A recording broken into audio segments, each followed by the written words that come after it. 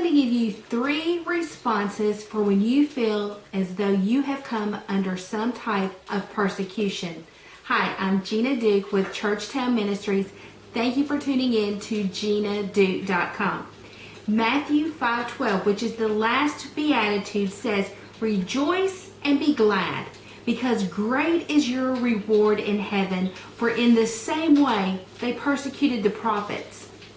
And we've been discussing the Beatitudes, which is Jesus's manifesto. And he wanted other people to look at those that are in the kingdom of God and see certain types of behaviors. And this is one that he wanted people to see. That when God's people come under persecution, that they rejoice and they are glad. Now, this is not me saying to do that, because if it was just something we told one another, it would be a very difficult thing to do, because there's some serious things that happen when Christians are persecuted.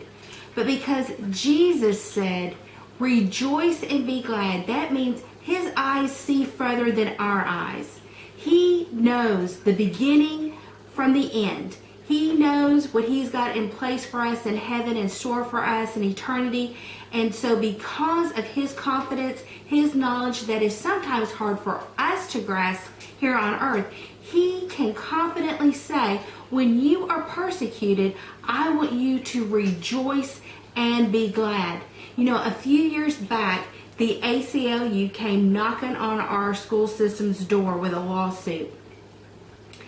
And I wish that as Christians, we had some kind of game plan in place for when that kind of thing happens, because I wish our immediate response would have been to have a community-wide praise and worship service, because we needed to rejoice.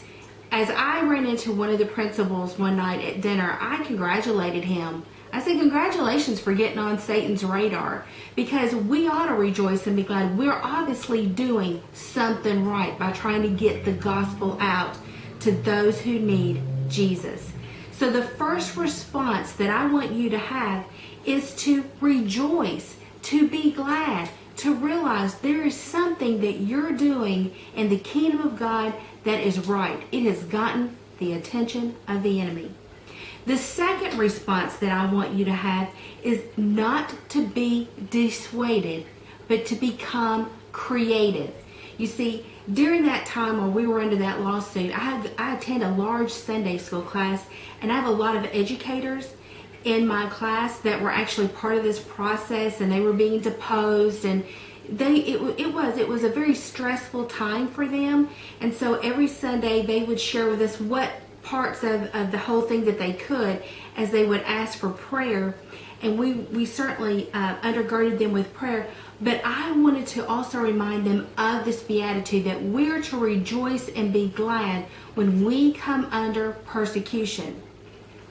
So we have to become creative, and so we have to think about different ways that we're going to accomplish kingdom work. Now, my church has a program called Upward Basketball. And typically, before this lawsuit, we were able to take the brochures to our church, or to our school systems, and they would hand it out to all the kids.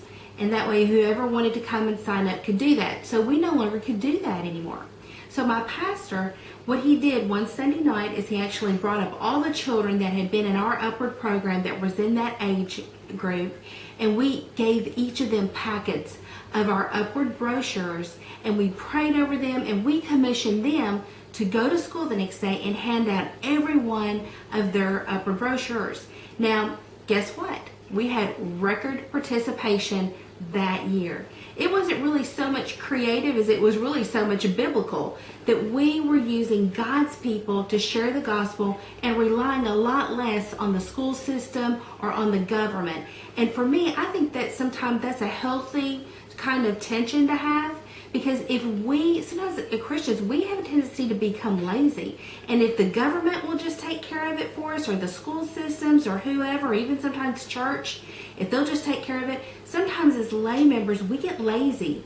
But see, what happens is when we come under persecution, we begin to rise up. And then we begin to do the things that God has called us to do. The third thing I want you to do is I want to teach you the hide and watch. This is about boldness. So I want you to get your hide and watch on. Now, what I mean by this is, even in my professional career where I do a lot of project work, what happens is when I'm given a project, I'm given all these resources. But over time, resources begin to disappear. It never fails. Either my budget gets cut, or my timeline shrinks, or there's some kind of roadblock, or something comes up to try to get the team off track. And I learned this early on when doing project work, is I had to have this bold attitude of, oh, you hide and watch and see if I don't figure out how to make this happen. You hide and watch and see if I can't still be successful with this project. And so I translated that throughout my whole, not just professionally, personally, but also spiritually. And so when the enemy is after me and roadblocks are coming up and I feel persecuted and opportunities are becoming limited, I get my hide and watch on, and I challenge you to do the same thing. So that's 3 responses that I want you to have when you feel persecuted. 1, I want you to rejoice and be glad that you're doing something that's got the attention of the enemy. The second thing that I want you to do is don't be dissuaded, but become creative. Think about, if I can't do it this way any longer, how can I accomplish kingdom work? And the third thing that I want you to do is to back it up with some hide and watch boldness.